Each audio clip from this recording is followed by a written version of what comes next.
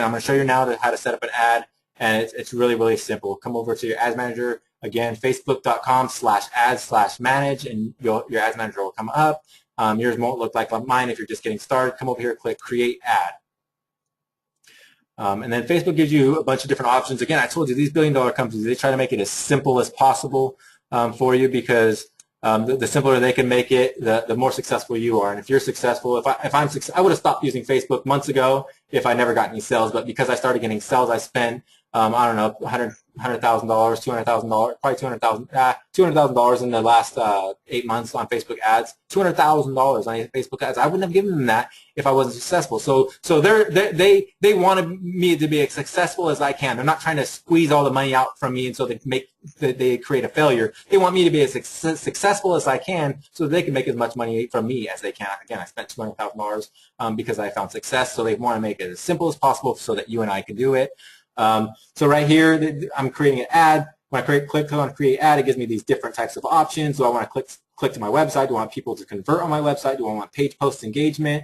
Posts on my website? Do I want or on my Facebook page? Do I want them to engage in that? Do I want likes on my Facebook page? Do I want them to install my app? There's all these options. They're common sense. You just got to know what you want to do. What we want to do is we want to get website conversions. We want people to buy from our website. We're going to create ads. Right here it says ads to promote specific actions for people to take on your website. You'll need to use a conversion tracking pixel to measure your results. I'm going to tell you about that conversion tracking pixel in a minute. I told you a little bit about it earlier.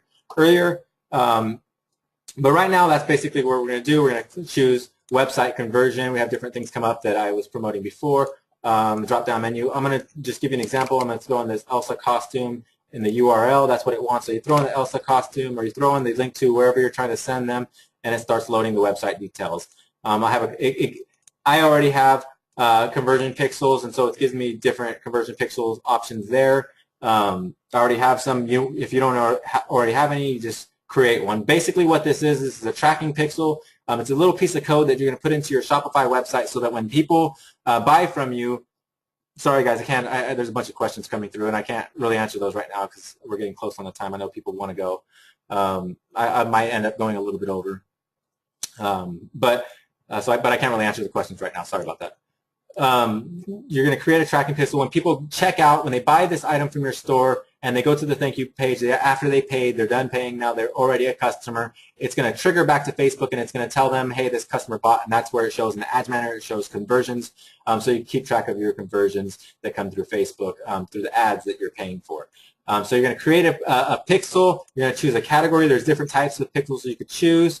There's checkouts, registrations, leads, page web views, add to carts, and other web conversions. There's different types of things. You don't know what any of these means.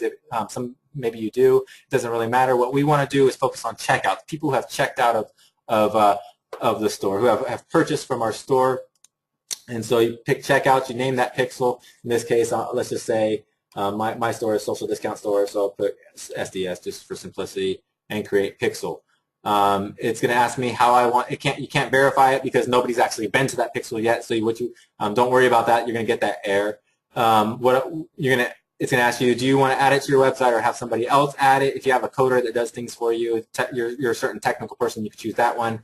This is stupid simple. So really, what you're going to do is if you're going to do it on Shopify, click Add the pixel to my website myself. Grab this thing, copy and paste it. I use Control-C, or you can right-click and copy to copy. And then you're going to come over here to your ads, or to your Shopify page. You're going to go to your admin, and you're going to take that code and you're going to put it over here onto you're going to hit settings on the left-hand side, and then checkout again on the left-hand side. And then I haven't activated active responsive checkout for this store, but it's really cool. If you create your new store and it gives you that option, do it right away. I love it. It's a lot better layout. I haven't did it to this store because I haven't been able to keep an eye on it. I don't know. I just haven't had a chance. Okay, so over here in your checkouts, come over here, scroll down, and you'll see the section Order Processing, and you'll see Additional Content and Scripts. I have my code here right now, but that's basically what you do. You just paste that code in there, hit Save up here, and bam, it's done. When people hit the thank you page after checkout, it will tell you now, and now your conversion has been tracked. It'll report back over into Facebook, and you can see what conversions. It's not right away. It takes minutes to an hour or so for it to show up on Facebook. And again, it's not perfect because you get a virality action going on, and so you'll get actually more purchases on your store than will show up in Facebook. That's a good thing. So don't worry about it. But you'll just know what you're paying for, what people are actually buying straight by clicking on your ad rather than from your ad that has been shared. But it's that simple. After you've created your conversion pixel, now you're set up for that. I do recommend for that because the reason why you want this on here is that not only can you convert, or not only does Facebook track your conversion in your ads manager and you can see what's converting, but the greatest benefit of this is why you need to be using this if you're doing online sales. You absolutely have to be doing this. It's because Facebook is smart, and Facebook is going to take the people that are buying from you. It's going to look at your audience. So say you have an audience of 500,000 people who are mothers like I had and who like Disney Frozen, and so you're going to target them. You have 500,000 people, but Facebook has this collection of data from all of these users from across the web. And so what they're going to do is that when people start buying from you, Facebook's going to tell itself, okay, these are the type of people that are actually going to buy.